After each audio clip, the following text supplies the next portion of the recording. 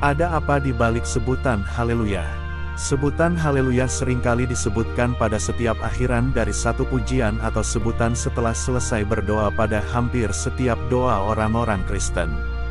Tetapi apakah setiap orang yang menyerukan kata haleluya ini mengerti dengan apa yang diucapkan itu?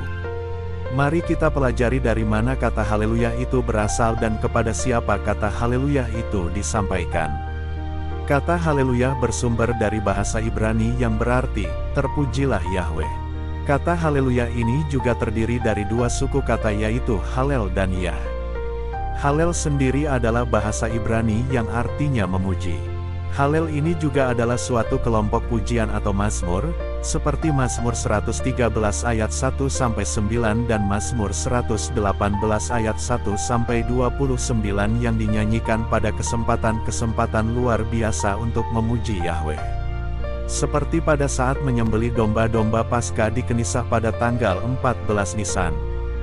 Juga di dalam perjamuan Paskah pada petang hari di hari yang sama, kemudian pada hari Paskah 15 Nisan. Pada pesta Pondok Daun dan pada pesta Pentahbisan Kenisah. Pujian itu dibuat meriah luar biasa pada pesta Pondok Daun. Umat pada saat itu menyerukan hosana seperti pada Mazmur 118 ayat 24-27 sambil melambai-lambaikan tangkai atau ranting berdaun. Jadi kata haleluya adalah juga kebiasaan umat Yahudi memuji Yahweh dalam setiap upacara-upacara atau tradisi keagamaan Yahudi. Di dalam Alkitab kata haleluya 27 kali diucapkan, 24 kali di dalam kitab Mazmur, dan 3 kali di dalam kitab Wahyu. Hanya di 2 kitab ini saja kata haleluya ditemukan.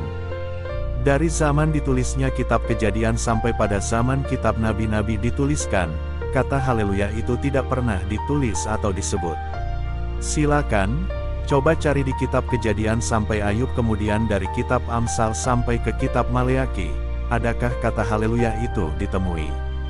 Kata haleluya ini hanya dimulai dari kitab Mazmur pasal 104 sampai Mazmur 150 dan setelah kitab Mazmur itu, kata haleluya itu tidak ditemukan lagi hingga sampai pada kitab Maleaki. Begitu juga di dalam kitab Perjanjian Baru.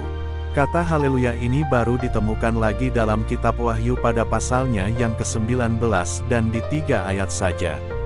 Sedangkan di dalam Injil dan surat-surat lainnya tidak pernah ditemukan kata haleluya ini. Di zaman Perjanjian Baru Yesus dan murid-muridnya pun tidak pernah menyebutkan kata haleluya ini. Sampai di kitab Wahyu barulah kata haleluya ini disebut 3 kali oleh pewahyu. Artinya dari 39 kitab Perjanjian Lama dan 27 kitab Perjanjian hanya 2 kitab saja yang menyebutkan haleluya, yaitu di dalam kitab Mazmur dan kitab Wahyu.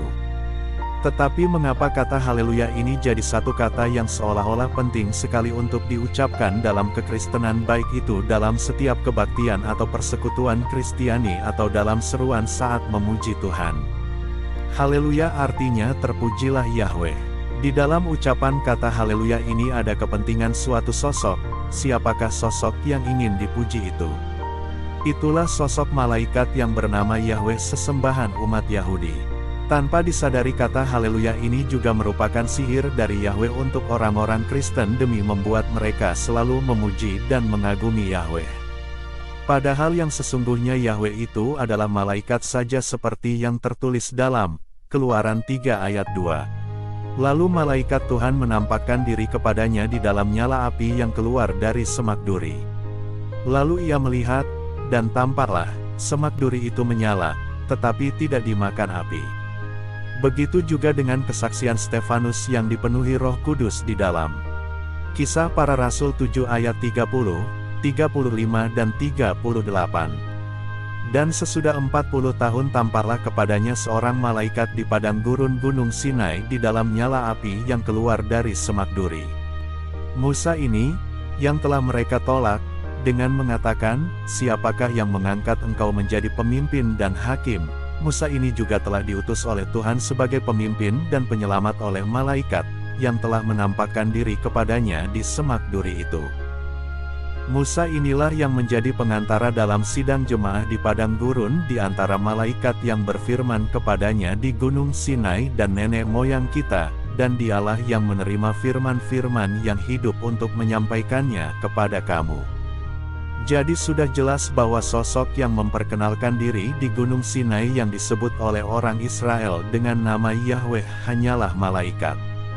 Oleh sebab itu, waspadalah dengan kata atau kalimat haleluya ini yang sering kali diucapkan, bahkan kadang-kalanya juga berulang-ulang kali disebut dalam satu ibadah seakan-akan seperti suatu mantra.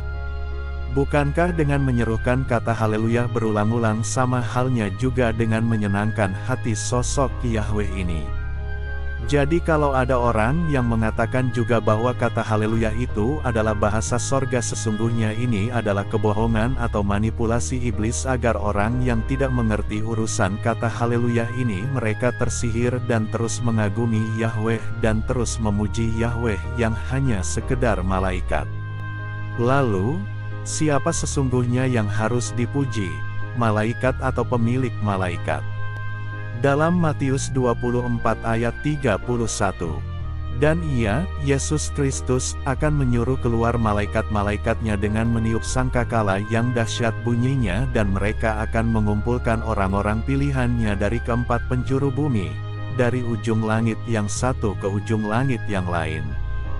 Dan ada beberapa ayat lainnya dalam Injil menjelaskan bahwa Yesus Kristuslah pemilik malaikat-malaikat dan juga memerintahkan malaikat-malaikat. Orang yang percaya dan memperoleh keselamatan dari Tuhan Yesus Kristus cukup hanya menyebutkan terpujilah Yesus Kristus, atau puji Yesus, puji Tuhan. Karena nama Yesus Kristus adalah nama di atas segala nama, dan pada waktunya semua lutut akan bertelut dan semua lidah akan mengaku hanya Yesus Kristuslah Tuhan, bukan nama-nama sembahan yang lainnya. Filipi 2 ayat 8-11. Dan dalam keadaan sebagai manusia, Ia telah merendahkan dirinya dan taat sampai mati, bahkan sampai mati di kayu salib.